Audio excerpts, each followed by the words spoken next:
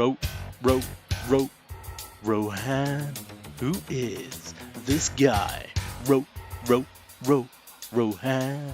The one and only Rohan!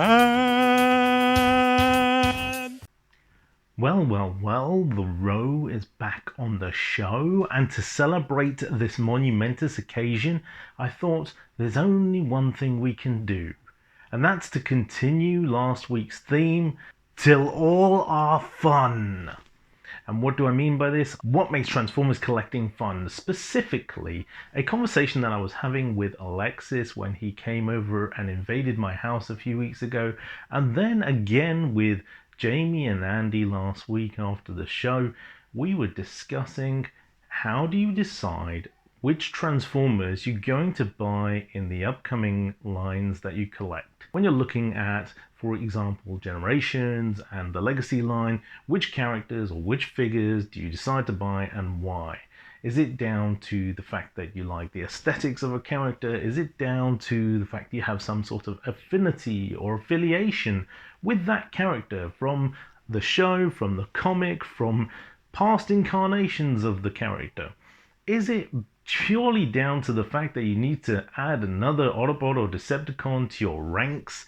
Or is it to do with the alt mode and what kind of vehicle they turn into? Maybe it's down to the price point. You know, some of these figures aren't cheap. And many people have commented on me and the fact that I actually often do sell off older figures from my collection. In fact, I had a cull last year where I actually sold off pretty much every single line between Generation 1 and Titan's Return. And many years ago, I also sold off all of my world's smallest Transformers, my alternators, my Binaltechs, my Masterpeice figures. I'm going to take you on a little bit of a journey.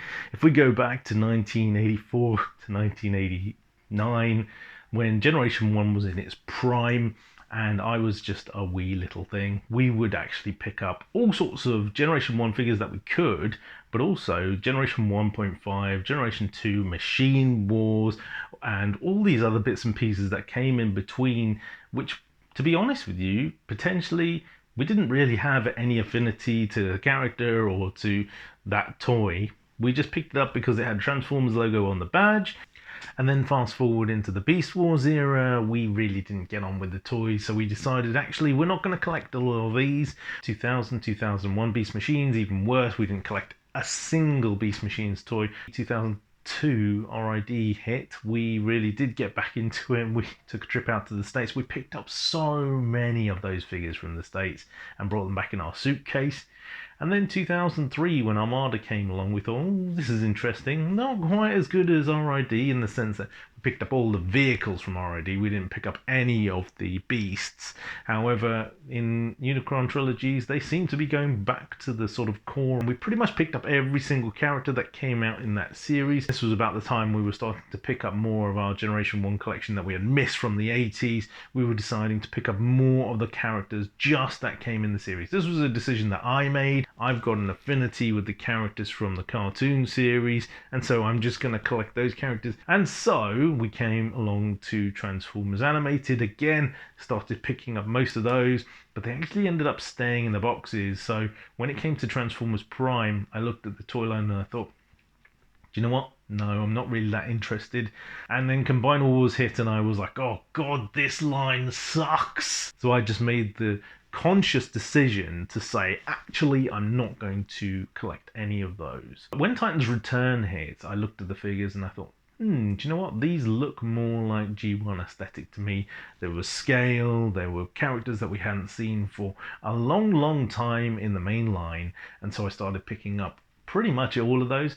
And it got to the extent that I picked up all the characters that I really wanted, all the characters from Season 3 and Season 4. And I remember walking into a bargain shop, B&M stores or something like that, and picking up the two-headed dragon character. I thought, $7.99, I don't need it, I don't want it, shall I buy it? Still sat in the box, shouldn't have picked it up. But you get into that mode of completionism. And the same can be said with third party as well. In the early days, I was starting to pick up fans' project figures, and you get sort of rolled down the hill a little bit with eye gear as well. I didn't really like the aesthetic, but they were good at the time. So moving forward into War for Cybertron Siege, I said, right, that's it. I'm going to be very, very concise here. I'm just going to pick up the figures that I want, the characters that I enjoy, the updated Generation 1 characters from the show, but I wasn't cutthroat enough. Definitely not.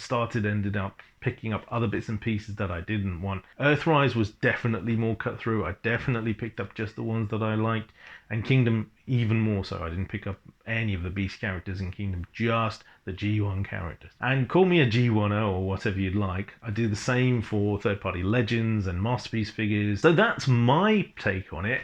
I'm still going through my collection and culling off things that don't really fit into that. What about all of you? It'd be good to know what your collecting habits are. Do they still bring you fun as a result of that? Or are you still being a completionist? Or some of those aspects that I mentioned at the beginning, an effect on your collecting habits, things like price, things like articulation, do they have an impact on how you collect? For another week, I've been Rohan. Back to me in the show. Oh yeah? Well, screw you guys, I'm going home.